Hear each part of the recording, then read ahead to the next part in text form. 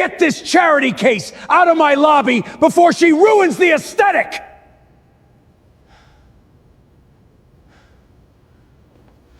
Look at her! Just another black woman taking up building built on old family money!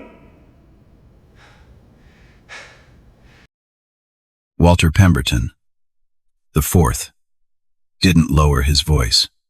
He snapped 2 fingers, pointing a polished leather shoe toward the 54-year-old woman standing near the elevators. She wore a faded gray wool coat and flat, sensible shoes, holding a single brown folder tightly against her chest. Ma'am, the soup kitchen donations go to the side alley, not the private marble floor.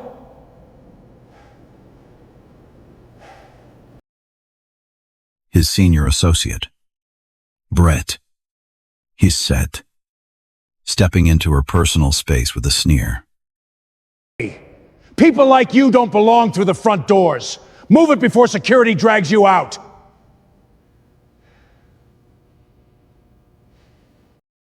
Soft, ugly laughter rose from the surrounding suits.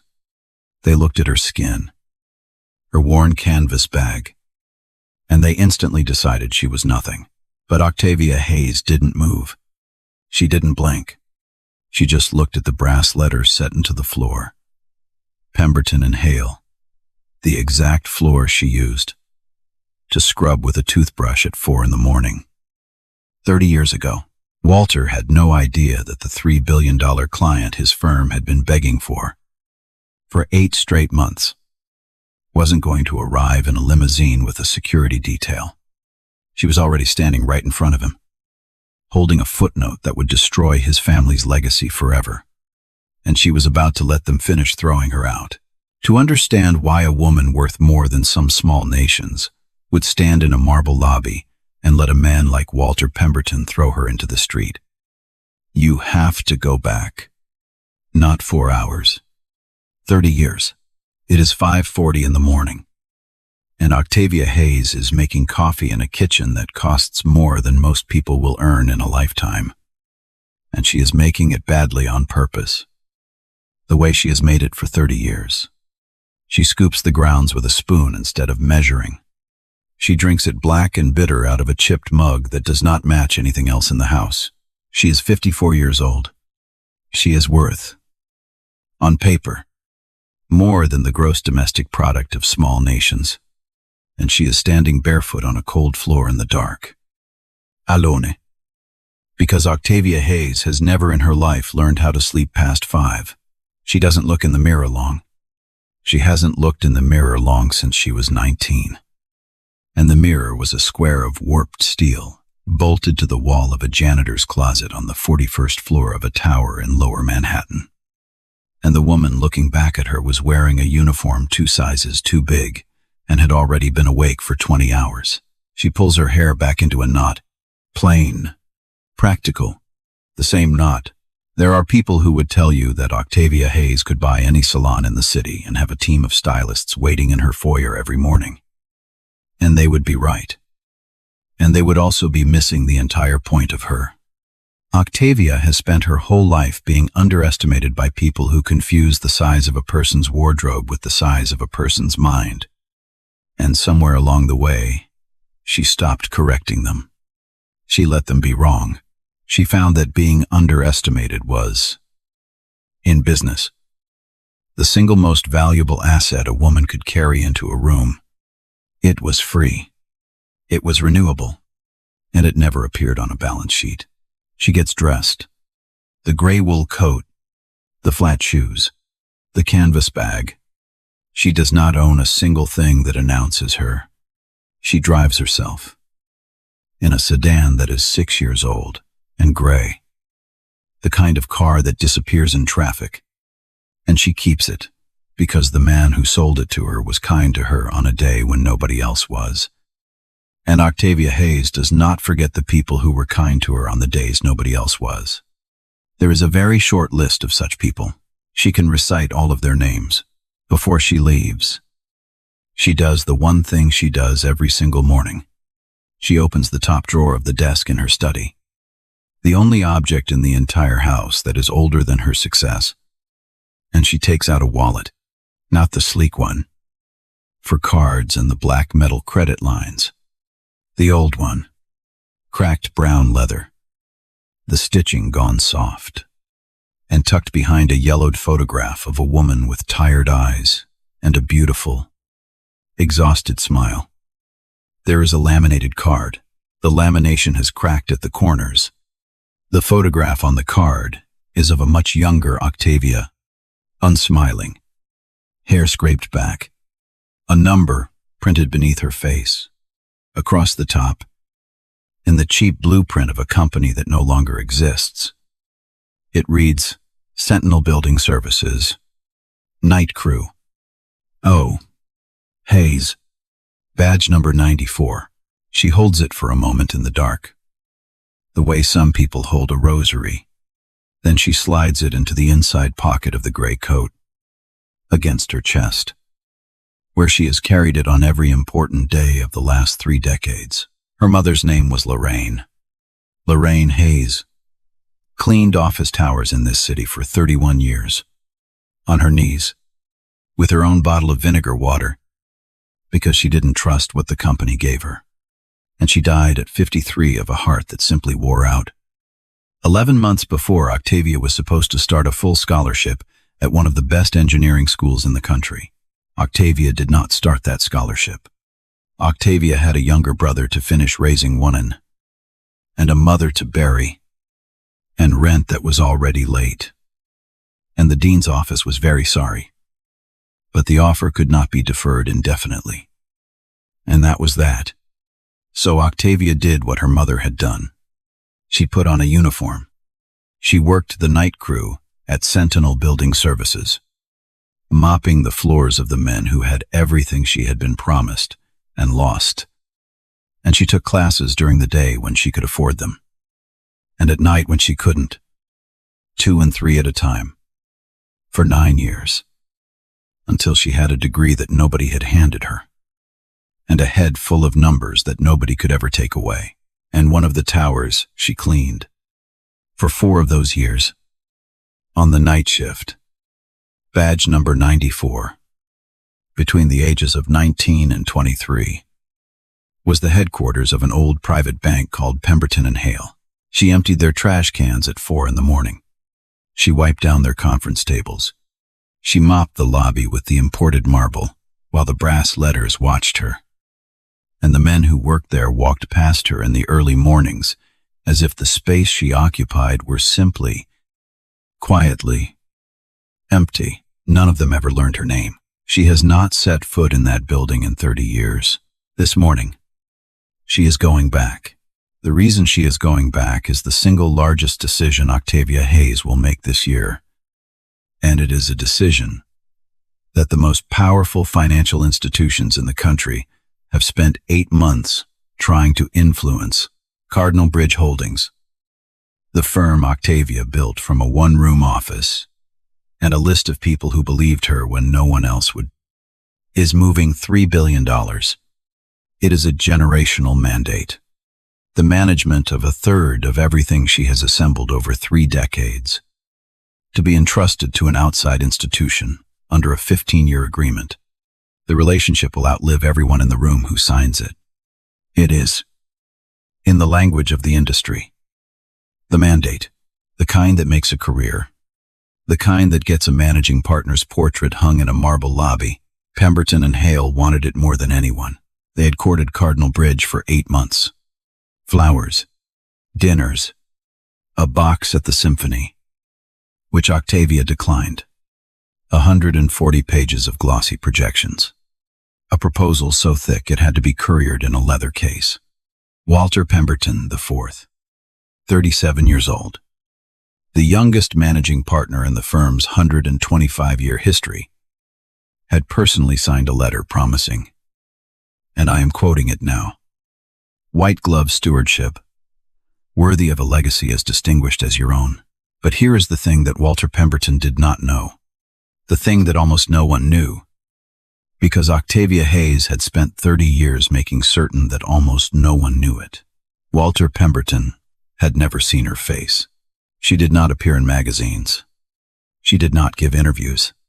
She had 3 published photographs in existence, all of them more than a decade old, all of them blurry, all of them taken from the back of a room.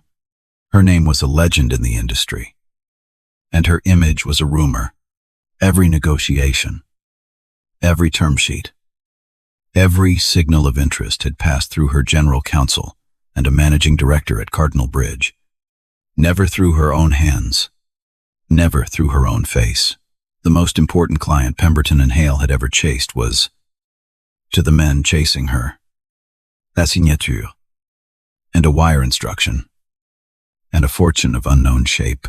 They were preparing, this very morning, for the arrival of the principal, upstairs, on the 41st floor, the same floor where a 19-year-old had once stood in a janitor's closet, looking at her own tired face in a square of warped steel.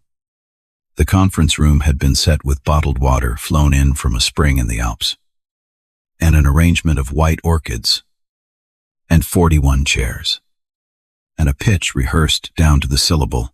Walter Pemberton had told his associates that he expected an entourage, a security detail, lawyers in matched suits, people like that. He had said, travel like weather. And so, when a woman in a gray wool coat and flat shoes walked alone through the front doors of Pemberton and Hale at 9:40 in the morning, 40 minutes early, carrying a single brown folder in a canvas bag with a worn strap, not one person in that gleaming lobby looked at her and saw $3 billion. They saw a problem to be removed before the important people arrived. There is one more thing in the brown folder, and it is the reason Octavia came in person, alone, instead of sending her lawyers. 3 weeks ago, buried on page 19 of Pemberton and Hale's 140-page proposal, in a footnote printed so small it required a magnifying glass to read. Octavia Hayes had found a lie. It was a small lie, the way the first hairline crack in a dam is small. The proposal steered a large slice of her $3 billion into a proprietary vehicle the firm had created and named, with no irony whatsoever, the Pemberton Heritage Fund. The Heritage Fund reported 11 years of clean, smooth, lovely returns, a steady 11%, year after year, through crashes, through panics, smooth as glass. And smooth as glass is the single most beautiful and the single most dangerous thing a stream of returns can ever be, because nature is not smooth, and markets are not smooth, and the only things in finance that move in a perfectly straight line are the ones that are being held there by hand. On page 19, the footnote disclosed, barely, technically, in the smallest legal type, the law would tolerate that the Heritage Fund purchase certain illiquid legacy assets from affiliated entities. On page 41, a separate table reported the audited net asset value of those same assets, and the number on page 41 could not exist in the same universe as the number on page 19. The fund was buying assets from another Pemberton company at prices the open market would never pay, marking them up on its own books, and calling the markup profit. It was propping up a sinking fund with the polite fiction of a sale to itself. 11 smooth %, year after year, held in a straight line. By hand, Octavia had seen it in 4 minutes. The way you see a single wrong note in a song you have heard 10,000 times. She had said nothing. She had not flagged it to her lawyers. She had not sent a sharp letter. She had folded that knowledge into the back of her mind and carried it for 3 weeks, the way she carried the badge against her chest. Because Octavia Hayes had learned a long time ago that the most important thing you can ever know about an institution is not what it does when it thinks you are watching. It is what it does when it thinks you are no one. So she came in person, alone, in a gray coat, to see, with her own 2 eyes, what Pemberton and Hale would do with a woman they believed was nobody at all. She walked through the brass doors at 9:40 in the morning. She got her answer in 90 seconds. To understand what happened in that lobby, you have to understand Walter Pemberton IV. And to understand Walter Pemberton, you have to understand that he had built his entire identity on a single belief, the way some men build their whole lives on a single idea, and then spend the rest of their days defending it from the truth. Walter's belief was this: that quality is visible, that breeding announces itself, that a Pemberton, by birthright and training, and the simple accumulated genius of 4 generations of money, you could look at a human being and read their worth the way a jeweler reads a stone. Instantly, infallibly, without the vulgar necessity of asking a single question. It was a comforting belief, because it meant he never had to wonder. It meant the doorman was a doorman all the way down. It meant the woman with the mop was a woman with a mop in her very soul. It meant that the people who served him were, in some deep and permanent and reassuring way, meant to serve him, and the people who mattered would always, to be recognizable on sight. And they would. By a happy coincidence, Walter had never once examined, tend to look, and sound, and dress a great deal like Walter. He was 37, and he was the youngest managing partner the firm had ever produced. And he wore that fact like a crown, and the truth underneath it. The truth he would have died before admitting was that he was terrified. The Heritage Fund was his. He had inherited it from his father, and he had kept the markup machine running, because stopping it would have meant admitting that the smooth 11% his family had bragged about for 2 decades was, and had always been, a beautifully tailored fraud. Landing the Cardinal Bridge mandate would bring in $3 billion of fresh capital, enough new money flowing in to keep the old lie liquid for another 10 years, enough to hang his portrait next to his grandfather's since. Before anyone looked too closely, everything Walter Pemberton was depended on the room, never looking too closely.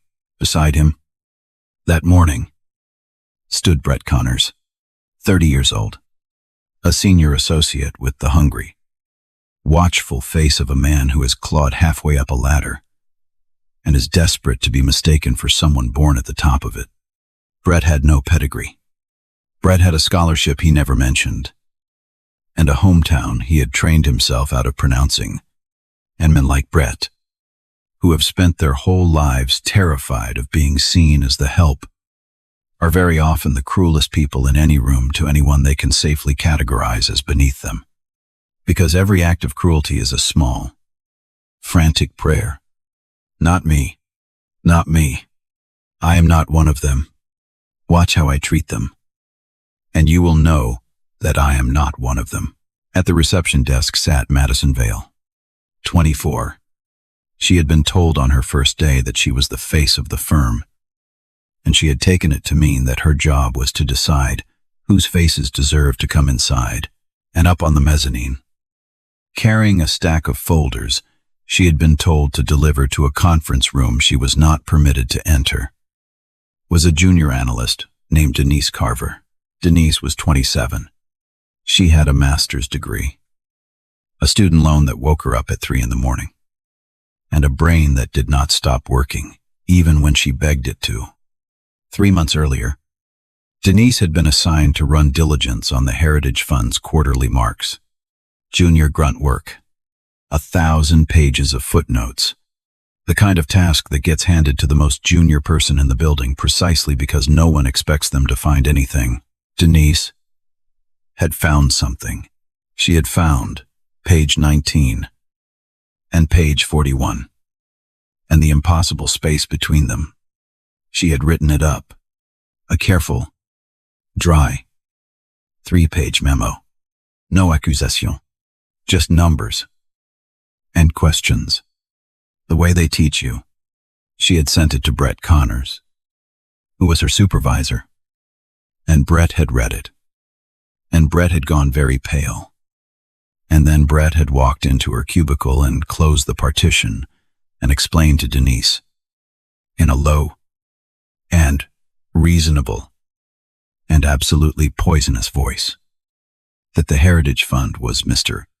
Pemberton's personal legacy, that the related party marks were fully disclosed and entirely standard, that a smart young woman with her whole career ahead of her did not want to be remembered as the analyst who manufactured a problem out of a footnote she didn't understand, and that he was reassigning her, effective immediately, to a desk in the back, where she would log expense reports and learn, in his words, what the work actually is.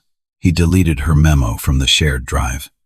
He did not delete it from Denise's own files, because Denise had learned, the way every black woman in that building had learned, to keep her own copy of everything. She had spent 3 months logging expense reports and lying awake and despising herself a little because she had seen the lie and she had let them bury her instead of it. She told herself she'd had no choice. She told herself, a junior analyst doesn't take down a managing partner. She told herself a lot of things, the way you do, and none of them made the 3A. Quiet, any quieter. And then, on an ordinary Tuesday morning, Denise Carver looked down from the mezzanine and saw a woman in a gray coat standing in the lobby. And she recognized, or from a photograph in an old industry filing she had dug up during those 3 months of diligence, a single blurry image, taken from the back of a room, a face that the entire firm had spent 8 months chasing, and had never, ever managed to see. Denise's whole body went cold. The most powerful person in the building had just walked through the front door, and Walter Pemberton was about to have her thrown into the street. Octavia Hayes stepped through the brass doors of Pemberton and Hale at 9:40 in the morning, and the lobby was exactly as she remembered it, and nothing like it at all. The marble was the same. They had never replaced the marble. You don't replace 125 years of imported Italian stone. She knew the grain of it. She had run a mop across every square foot of that floor 1,000 nights. There was a seam near the elevator bank, a place where 2 slabs met imperfectly, that she had knelt beside at 3 in the morning with a toothbrush, because a supervisor named Mr. Doyle had decided the grout offended him. She found that seam now with her eyes, automatically, the way your tongue finds the gap, where a tooth used to be. The chandeliers were new. The security desk was new. The brass letters were the same. She walked to the reception desk, and Madison Vale looked up at her. And Octavia watched the assessment happen behind the young woman's eyes. The coat, the shoes, the bag, the category. She watched it take less than a second, and she watched the polite mask drop into the slot marked, "Not important. Can I help you?" Madison said. It was not a question. It had no question mark anywhere inside it. "I have an appointment," Octavia said. Her voice was low, and even, and unbothered. 10:30. With the partners, Madison's eyebrows performed a small, eloquent journey. "With the partners," she repeated, in the tone of someone humoring a child. "And your name?" "Hayes." Madison typed something, or pretended to. "I'm not seeing a Hayes." "What company are you with?" "Cardinal Bridge." There it was. Afflicker. Madison knew the name, Cardinal Bridge. Everyone in that building had been hearing the name Cardinal Bridge for 8 months. But she looked at the woman in the gray coat, and she looked at the name in her head, and the two things would not fit together, because Cardinal Bridge was $3 billion, and the woman in front of her was a gray coat and flat shoes.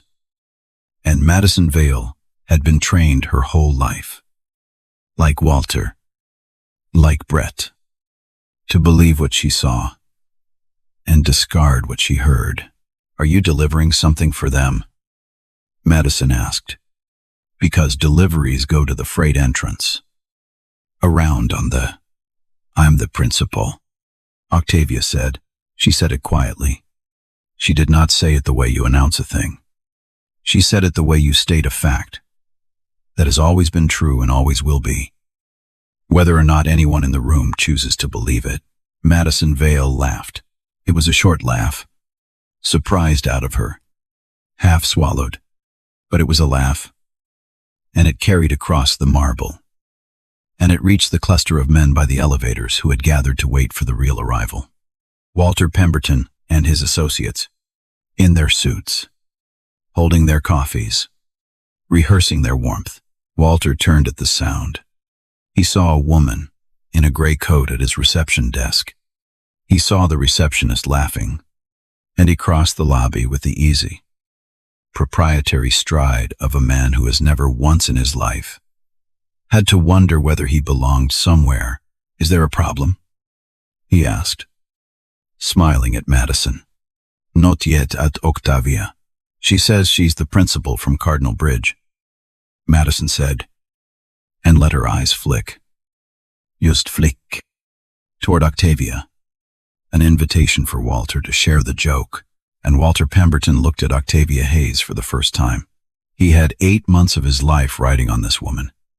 He had a fraud to keep liquid, and a portrait to hang, and a father's voice in his head asking when he was finally going to land the big one.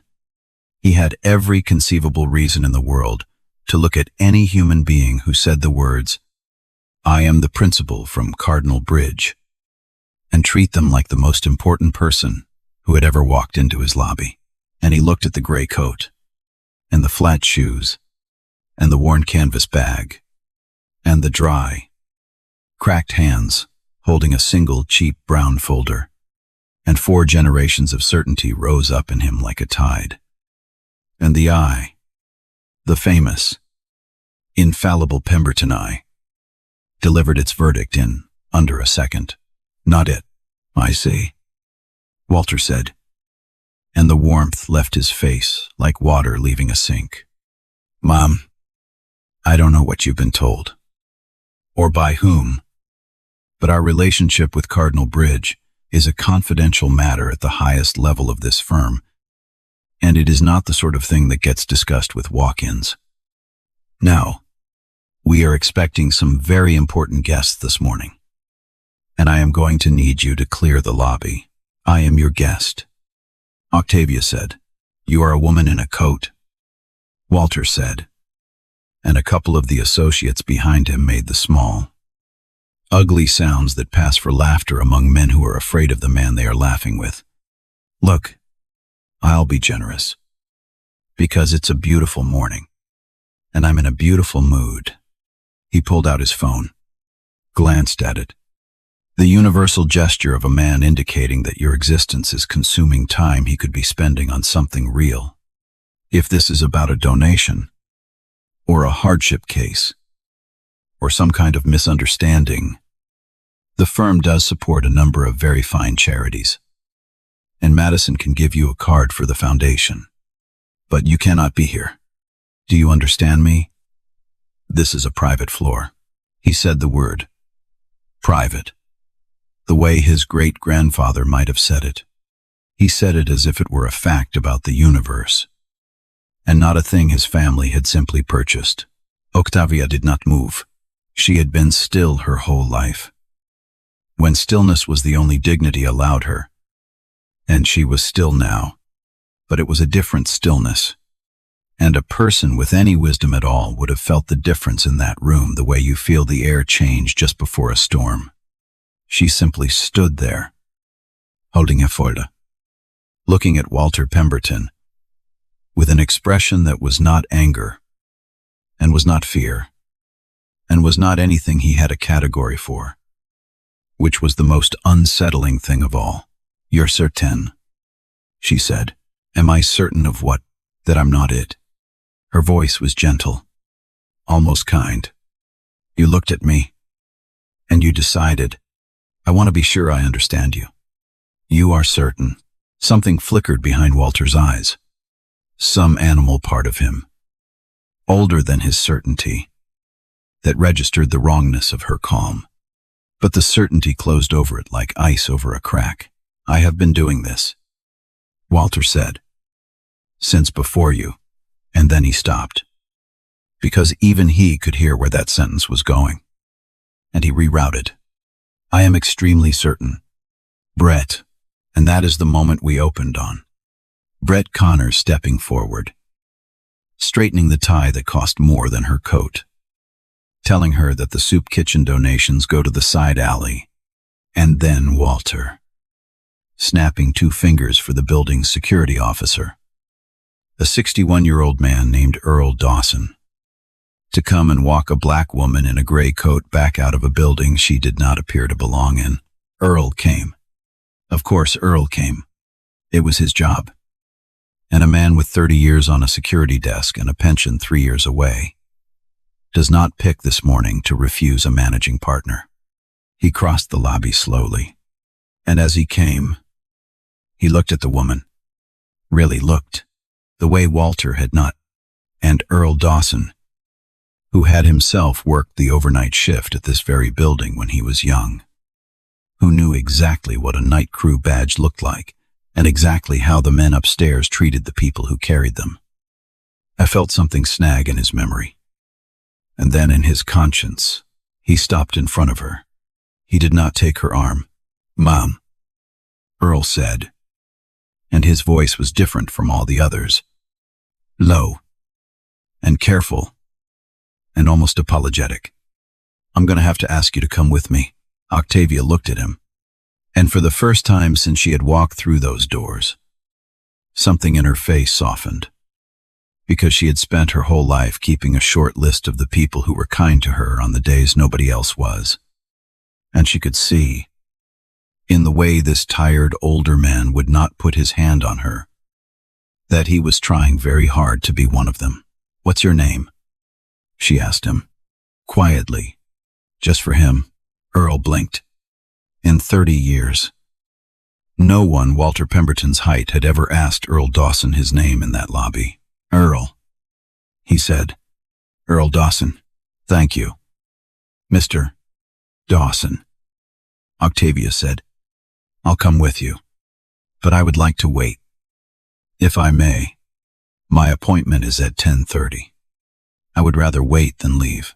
And before Earl could answer, Walter, who could not stand to be ignored, even by a person he was busy declaring beneath his notice, "Quittin," delighted by his own magnanimity. "You know what? Fine. Let her wait." He gestured grandly at the long bench by the window, the one near the freight corridor, the one nobody important ever sat on. "Sit there. Don't touch anything. Don't talk to the staff. And when our actual 10:30 arrives, and trust me, Mom, you will know them when you see them. You can watch them go up, and then you can see yourself out. And we will all have a story to tell at dinner. Brett, get me a coffee. Madison, the orchids should have been refreshed an hour ago. Why am I the only person in this building who—" And he was gone, sweeping toward the elevators, his associates trailing him like the wake behind a boat. I'm already forgetting she existed, which was, after all, the thing his family had always been best at. Octavia Hayes walked to the bench by the freight corridor, and she sat down. She set her brown folder on her knees. She set her canvas bag at her feet. She folded her dry, cracked hands in her lap, and she began to wait. Here is what Octavia Hayes observed. Sitting on a bench by the freight corridor for 50 minutes, holding a folder no one believed in, she watched a white man in a camel hair coat come through the front doors at 9:55. And she watched Madison Vale rise out of her chair to greet him before he had even cleared the threshold. Watched her smile bloom like a flower in time-lapse. Watched her say, "Mr. Ashby, so wonderful. Let me take your coat. Can I get you anything? They're expecting you upstairs." And the man had no appointment that Madison had confirmed.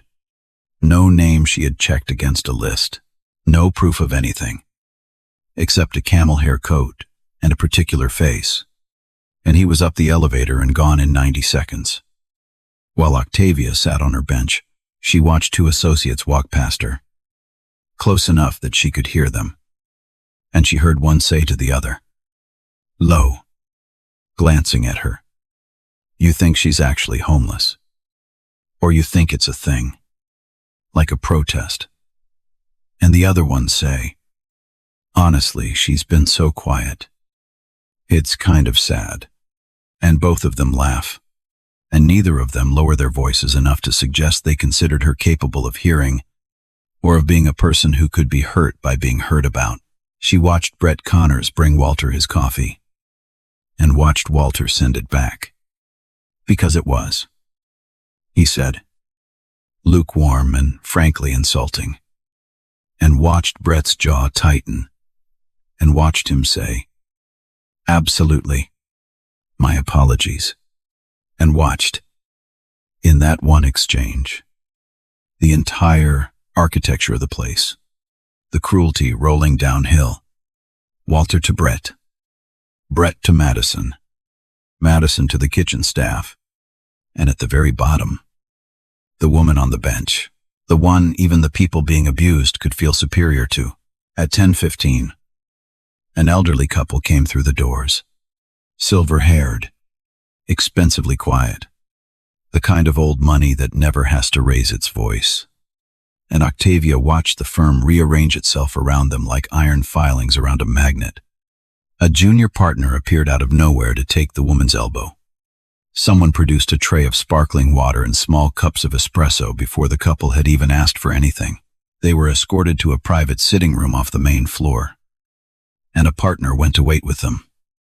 Because important people are not left alone. Important people are kept company. Octavia had now been alone on her bench for 35 minutes.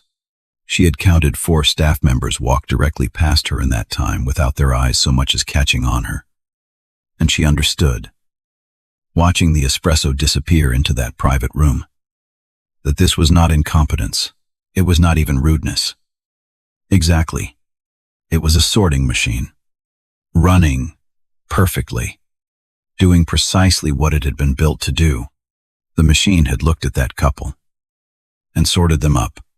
It had looked at her and sorted her out, and the machine had never once, in 125 years, had been asked to show its work. And she watched the young analyst. She had noticed Denise Carver in the first 10 minutes, the woman on the mezzanine who had stopped walking, who had gone still, who kept finding reasons to come down to the lobby floor and reorganize folders she had no need to reorganize, and who kept, every single time, glancing at the bench by the freight corridor with an expression Octavia recognized instantly, because Octavia had worn it herself. For years, it was the look of someone who knows something, and is afraid of what knowing it will cost. On Denise's 4th trip down, Octavia caught her eye, and held it, just for a moment. And in that moment, 2 black women in a marble lobby, built by people who had never once asked either of their names, had an entire conversation. Without a single word. "I know who you are," said Denise's eyes. "I know that you know," said Octavia's eyes. "They are going to find out, and it is going to be terrible," said Denise's. "Yes," said Octavia's. "Are you all right?" And that last one, the kindness of it, the fact that the most powerful person in the building, sitting on a charity bench, being whispered about, had looked across the lobby at a terrified junior analyst and silently asked if she was all right. That was the thing that broke something open in Denise Carver, because no one in that building had ever once asked Denise if she was all right. They had buried her memo. and reassigned her to expense reports, and made her feel, for 3 months, like the problem was her. And now a stranger in a gray coat was looking at her across a marble floor with more genuine concern than she had received from a single person who shared her salary band. Denise made a decision. She didn't know yet exactly what it was, but she made it. She turned, and she went back up to her desk, and she opened a folder of her own, the one she kept, because every black woman in that building had learned to keep her own copy of everything. And she found her 3-page memo, the dry one, the one with no accusations, just numbers and questions. Page 19, page 41, the impossible space between, and she waited too, both of them. Now, waiting for the same thing. Octavia, on her bench, took the badge out of the inside pocket of her coat. She didn't take it out where anyone could see.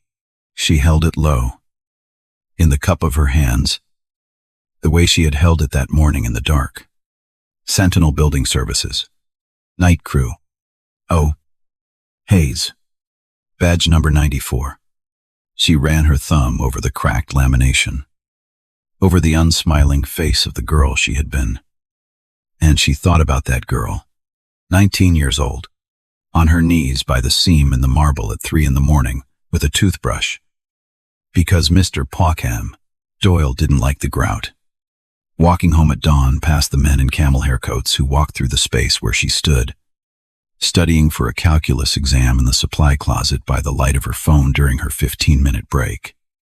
The textbook held together with duct tape because she couldn't afford a new one. The pages soft from being read in 100 different closets. That girl had a head full of numbers, and a heart full of grief, and a future that had been promised to her, and then quietly taken away. And she had decided, somewhere in those years, on some specific night Octavia could no longer name, that she was not going to spend her life being walked through. She was going to build something so large, so undeniable, so impossible to look past, that the men in the camel hair coats would one day have to choose not to see her. Instead of simply never noticing she was there, she had done it. She had built it. $3 billion of it. A third of which was about to walk out the door of the very building where she had once knelt with a toothbrush, and the men upstairs still couldn't see her. That was the lesson. And Octavia turned it over in her hands the way she turned over the badge. You can become the most powerful person in any room. You can build the entire thing they are standing on. And if they have decided, in advance, what someone like you is allowed to be, they will look directly at the proof of your worth and call it a coat.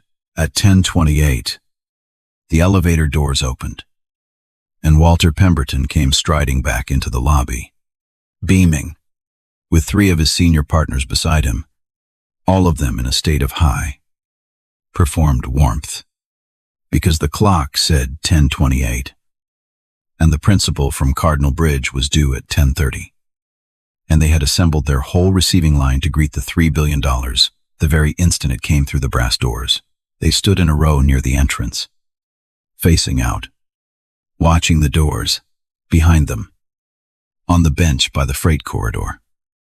The $3 billion stood up, slid an old laminated badge back into the inside pocket of a gray wool coat, picked up a worn canvas bag and a single brown folder, and walked toward their backs. It's 10:30, Octavia said. The partners turned around. Walter's face did something complicated when he saw her on her feet. Irritation. First, she was supposed to stay on the bench. She was supposed to be a backdrop. She was ruining the tableau. Then a flash of confusion, as some buried instinct fired again. Then the certainty, slamming shut. Mom, I told you, my appointment is at 10:30, Octavia said.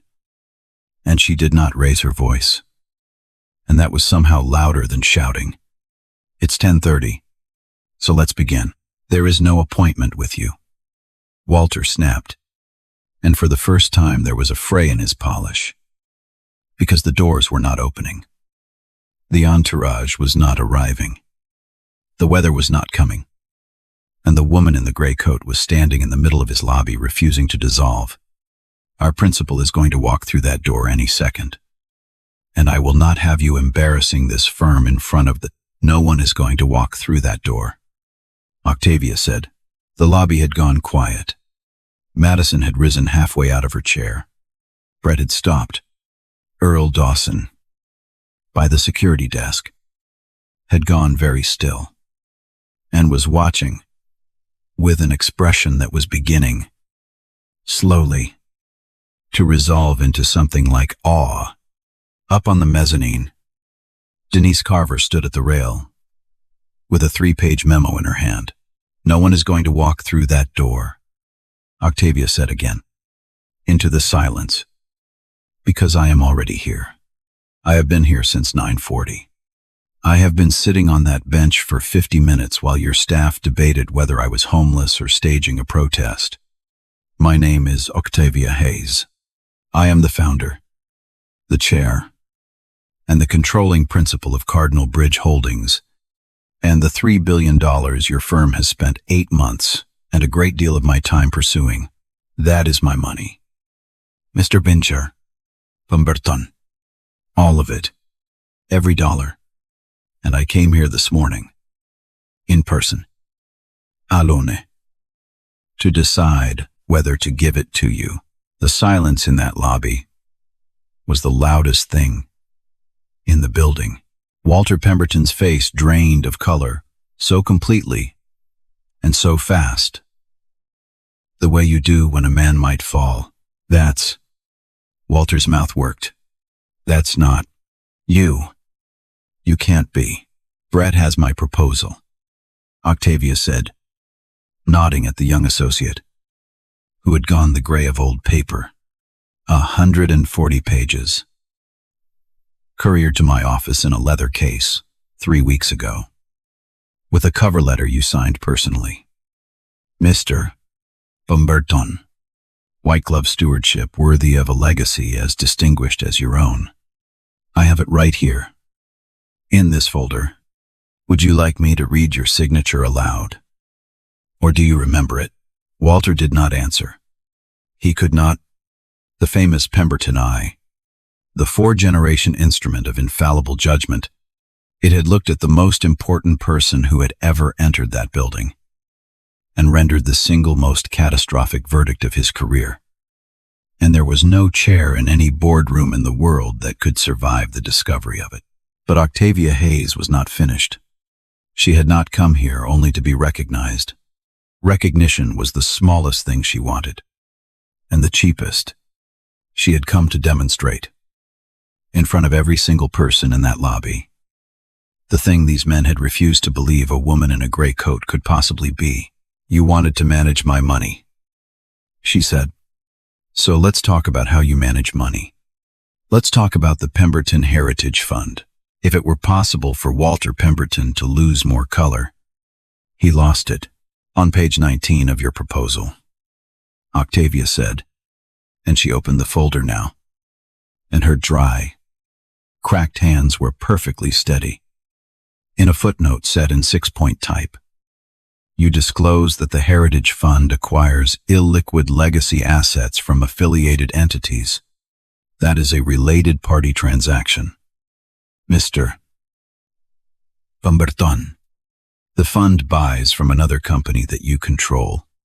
On page 41, you report the audited net asset value of those exact same assets, and the price the fund paid on page 19 is 40% higher than the value the auditor assigned to them on page 41. She looked up. You are buying assets from your own pocket, marking them up, and reporting the markup as profit. That is how the Heritage Fund produces 11 smooth % in a market that has never once moved in a straight line. You are not generating returns. You are manufacturing them. And you have been doing it, by my count of your own disclosed figures, for at least 11 years. And I want to be very clear about something. Octavia said, because I think you have allowed yourself to believe this is a victimless arrangement. A clever bit of accounting between gentlemen. It is not.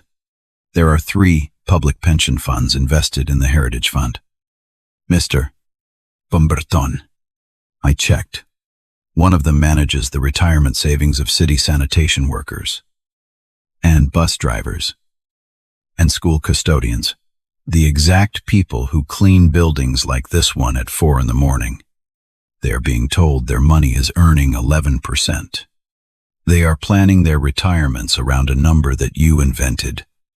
When this unwinds, and it will unwind, the loss does not land on you. You have a name, and a trust, and a grandfather's portrait to fall back on.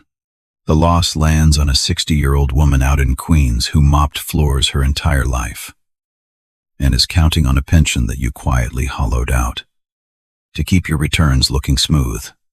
That is who pays for the straight line. The senior partners beside Walter were no longer looking at Octavia. They were looking at Walter. 2 of them had taken a step back from him. The small, involuntary step that people take away from a man who has just become radioactive. You wanted $3 billion of fresh capital, Octavia said, because fresh capital is the only thing that keeps a machine like that running. New money flows in. Old marks stay liquid. No one has to redeem at the real price. And the lie survives another year. I was the new money. I was going to be the next 10 years of liquidity for a fraud you inherited, and chose to keep running. She closed the folder. I have known this for 3 weeks. Your own proposal told me. It's in your footnotes. You hid a confession in 6-point type, and gambled that no one would read it. And you were almost right. Almost no one would have. Almost no one did, said a voice from the mezzanine. Every head turned. Denise Carver was walking down the stairs, the 3-page memo in her hand, her chin up, and her eyes wet, and her voice shaking only a little. I found it 3 months ago, Denise said. I was running diligence on the quarterly marks. I found page 19 and page 41. I wrote it up. She held up the memo. I sent it to my supervisor. To him.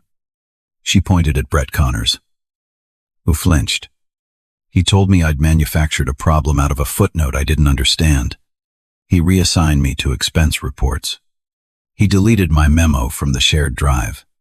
She turned to face the partners. This 27-year-old, with a student loan and a brain that wouldn't quit. And she said the bravest sentence she had ever said inside that building. I have a copy. I kept a copy. I've kept a copy of everything. Because that's what you learn to do here. When you look like me. It is right here. Every number, Miss Edi. Hayes just described. I found it 3 months ago. And you buried it. And you buried me with it. Octavia Hayes looked at Denise Carver for a long moment. And there was something in her face that had not been there all morning. Not vindication. Not triumph, but a kind of grief, and a kind of recognition. The recognition of a woman looking at a younger version of a fight she knew in her bones. What's your name? Octavia asked. Denise. She said. Denise Carver. Miss Carver. Octavia said. Thank you. You did the work. You did it correctly. And you did it knowing what it would cost you. Which is the only kind of integrity that actually counts. She turned back to the row of partners. She found in 3 months of grunt, work the thing your managing partner built his entire career on hiding. You had the answer sitting in your own building. In a memo from a 27-year-old you decided wasn't worth listening to. You have spent this entire morning teaching me, in detail, exactly how this firm treats the people it has decided not to see. And then Octavia Hayes did the thing she had come there to do. She reached into the inside pocket of her gray wool coat, over her heart, and she took out the badge. She crossed the marble floor, past the seam by the elevator bank, where a 19-year-old had once knelt with a toothbrush, and she set the cracked laminated card down on the polished surface of the reception desk. "What's up, where Madison Vale, and Brett Connors, and Walter Pemberton IV could all see it. 30 years ago, Octavia said, I cleaned this building. No one breathed. I was on the night crew for Sentinel Building Services. Badge number 94. I worked the overnight shift in this lobby for 4 years, from 19 to 23, while I took college classes during the day and at night, 2 and 3 at a time, for 9 years, until I had a degree no one ever handed me." She touched the card with one finger. "I mopped this floor. There is a seam over there by the elevators, where 2 slabs don't quite meet, and a supervisor named Mr. Doyle made me scrub the grout with a toothbrush at 3 in the morning. Because it offended him, I emptied your trash cans. I wiped down your conference tables, and every morning at dawn, the men who worked here walked through the exact place where I was standing, as if it were empty air, as if I were furniture. None of them, not one, in 4 years, ever once asked me my name." She looked up at Walter Pemberton, and her voice did not rise, and it did not break, and it was the most devastating thing he had ever heard. 30 years later, I walked back through those doors as the richest client your firm has ever chased, and you looked at me. You, with your famous eye, your 4 generations of judgment, and you saw a coat. You saw a hardship case. You offered me a card for the foundation. You had me walk toward the freight entrance by a security guard you summoned with a snap of your fingers. She tapped the badge once more, then left it lying there on the desk. This small, cracked artifact of an invisible girl. You didn't recognize me, Mr. Pemberton. But I want you to understand something. It wasn't because I changed. I'm wearing the same kind of coat that girl wore. The same shoes. I do my hair the same way. I am, in every way that you have been trained to read, the exact same person you walked through 30 years ago. You didn't change either. That is the whole story. Nobody in this building has changed at all. You just got the chance to do it to me twice."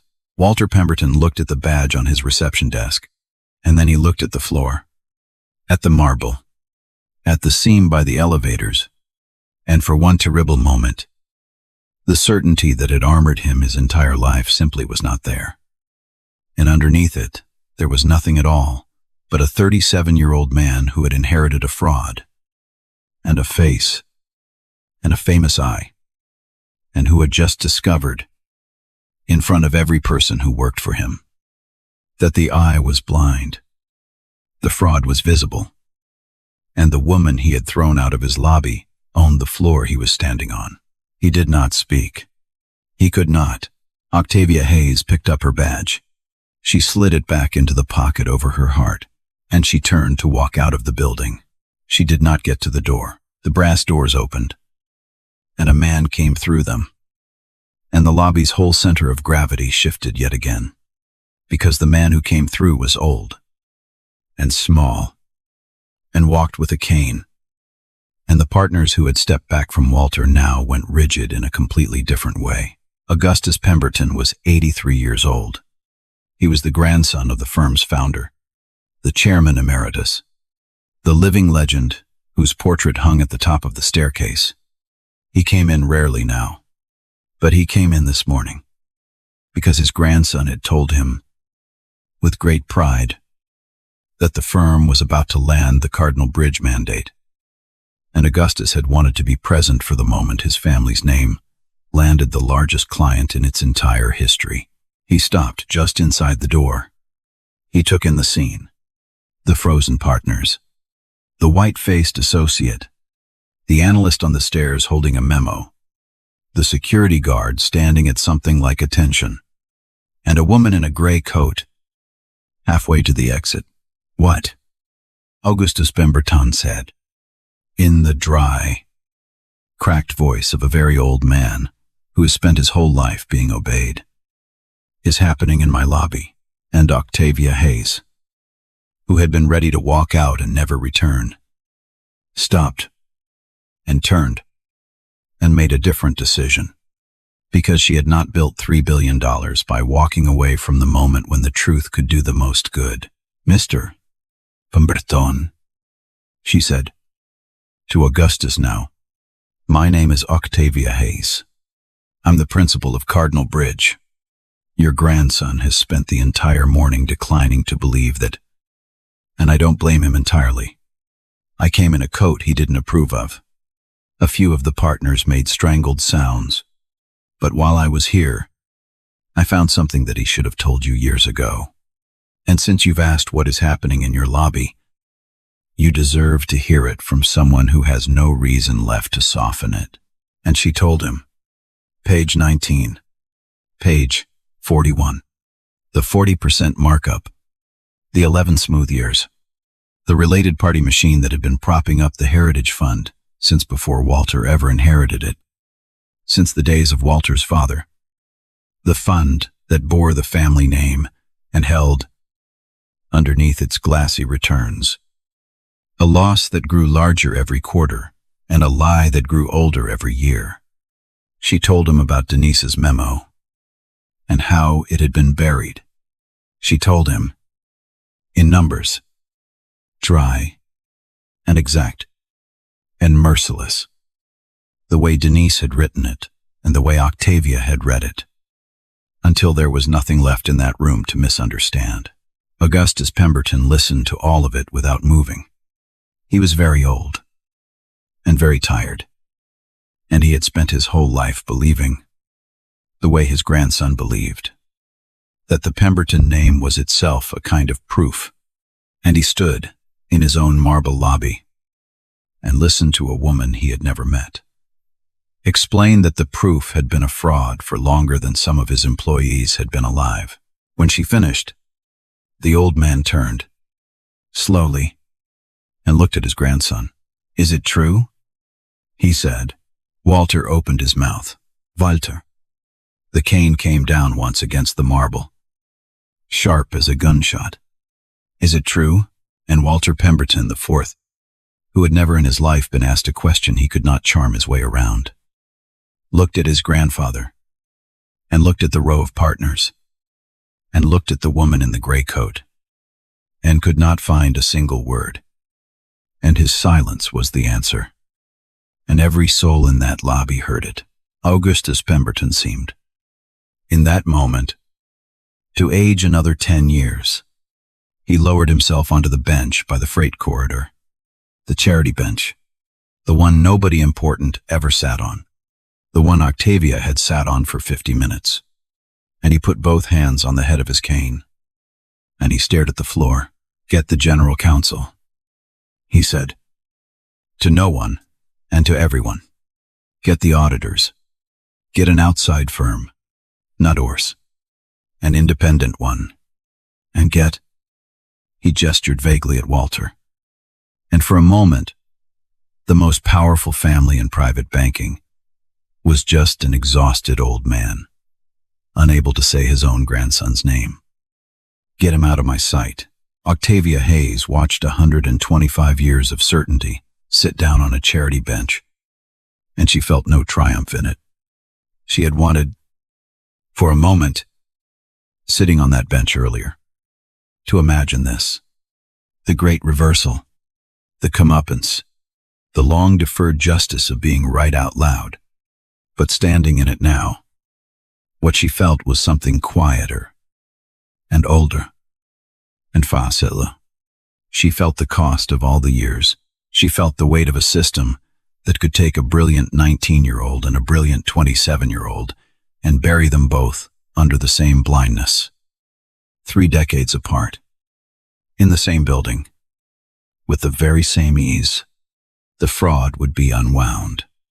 The portrait would not be hung. But none of it gave anyone back the years. What is justice worth when it arrives this late? And what does it cost the people who had to wait for it? She turned to leave again. And this time, she made it to the doors. But before she pushed them open, she stopped. And she turned back one last time. And she found two faces in the crowd. The first was Earl Dawson, the security guard who would not put his hand on her arm. "Mr. Dawson," she said, "thank you for your kindness this morning. I won't forget it." Earl Dawson, 61 years old, 3 years from his pension, standing in the lobby of a building he had worked in for 30 years, found that his eyes had gone hot and full, and he could only nod. The second was Denise Carver. "Miss Carver," Octavia said, "are you free for lunch?" There was, it turned out, a witness in the building that morning that no one had been thinking about. Camille Okafor was a financial journalist. Sharp, mid-30s, a reputation for being the only reporter the private banks were genuinely afraid of plus. And she had been at Pemberton and Hale that morning for an entirely different reason. She was 3 weeks into a flattering profile of Walter Pemberton, the youngest managing partner in the firm's history, the golden heir, the future of the franchise. She had been waiting in a small conference room off the lobby for a scheduled interview at 11, and she had stepped out at 10:30 to find a glass of water. And she had walked straight into the last 20 minutes of everything. She did not say a word. She did not need to. She simply stood at the edge of the lobby, and she listened. And the profile of Walter Pemberton that ran 4 days later was not the profile that anyone had planned. The headline of Camille Okafor's piece was this: "They made her wait on the charity bench. She owned the building's floors." And she found the fraud in its footnotes. It told the whole thing. The gray coat, the 50 minutes on the bench, the whispers, the famous Pemberton eye, the reveal, the badge, the seam in the marble, the buried memo, and the analyst named Denise Carver, who had found in 3 months of grunt work the thing the firm had built a career on hiding. Camille named the Heritage Fund. She named page 19. And page 41. She did the math in print, slowly, so that any reader could follow it. And she let the math speak. Within 72 hours, the story was in every major financial outlet in the country. Within a week, it was being taught in 2 business school ethics seminars and dissected in a Senate staffer's memo. The phrase, "the charity bench," became, for a while, a kind of shorthand, a way of describing the specific blindness of institutions that look directly at value and see nothing, because of who is carrying it. The Securities and Exchange Commission opened a formal investigation into the Pemberton Heritage Fund within 10 days. The independent auditors that Augustus had demanded confirmed the related party scheme in a matter of weeks. The markup was worse than even Octavia had calculated from the public footnotes, and the underlying loss had been metastasizing for 14 years. Walter Pemberton IV resigned as managing partner before the month was out, and was, the following spring, charged with securities fraud. Brett Connors, who had buried a memo and deleted a file and reassigned the woman who wrote it, was named in the same filing for his role in the cover-up. The file he thought he had deleted was recovered from a backup, and Denise Carver's careful, dry, 3-page memo, just numbers, just questions, became Exhibit 14, and something else happened. Quietly, in the weeks after Camille Okafor's article ran, at 3 other old firms in the city, partners who had never once worried about it before went back and looked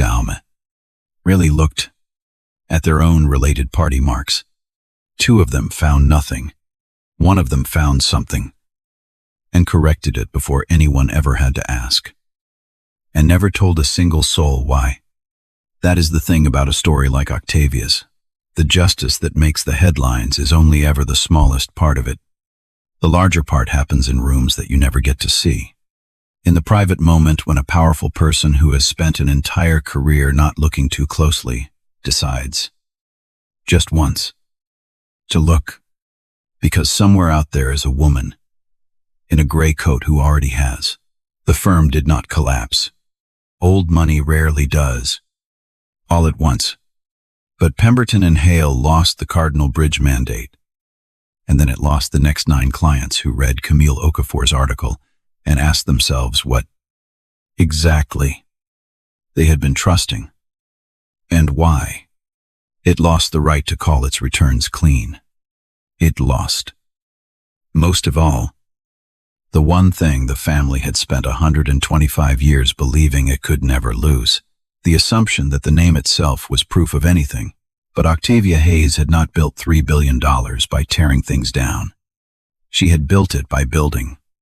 And the most important thing she did, in the weeks that followed, was not the part that made the headlines. The $3 billion mandate did not go to Pemberton and Hale. But it did not vanish either. Octavia placed it with a smaller, younger firm, one run by people who, when her general counsel called to begin diligence, asked first about the team, the culture, the people at the very bottom of the org chart, and how they were treated, before they ever asked about the fee. And she placed it on one condition, written into the agreement in plain language. No 6.t, that a meaningful portion of the management fee would fund a program. She had a name for it already. She had been carrying the name for 30 years. The same way she carried the badge. She called it the Badge 94 Fellowship. It is 5:40 in the morning. 6 months later. And Octavia Hayes is making coffee badly on purpose in a kitchen that costs more than most people will earn in a lifetime. And she is going to work. And the place she is going to work is a building in Lower Manhattan, with brass letters above the door that read, Pemberton and Hale, established 1899, because the simplest and the most fitting end to this story is that when the firm needed an emergency injection of capital and a new controlling investor, that the regulators and the remaining clients would actually trust. The person who stepped in, on her own terms, was the woman they had thrown out of the lobby. She did not want revenge.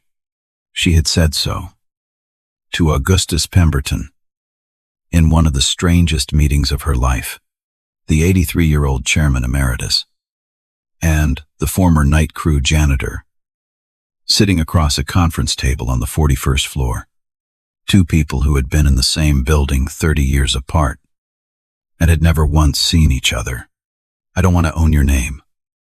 Octavia had told him, I want to fix the thing your family broke. And I want to make sure the next person it would have broken gets fixed instead.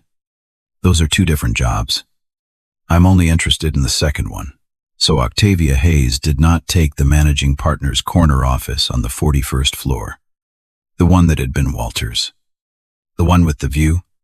She gave that office to Denise Carver, who at 28 became the youngest partner the reorganized firm had ever named, and who runs the diligence group now, which is to say that the person who reads every single footnote at Pemberton and Hale is the one who once got buried for reading them.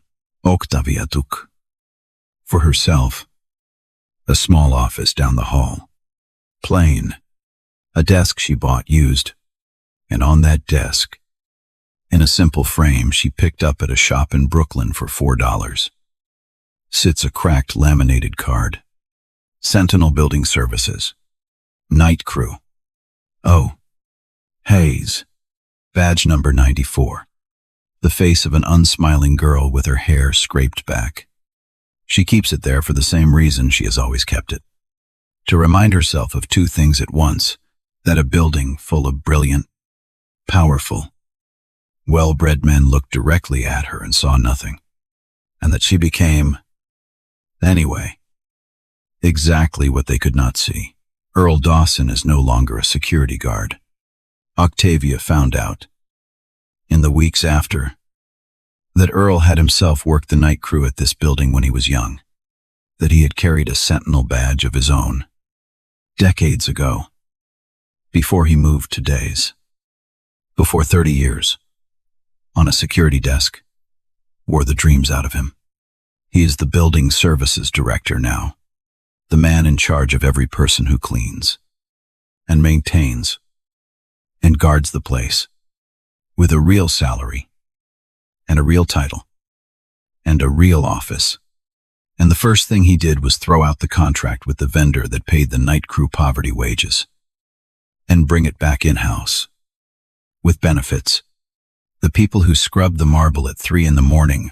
are full employees now. They have names that are written down. They have health insurance.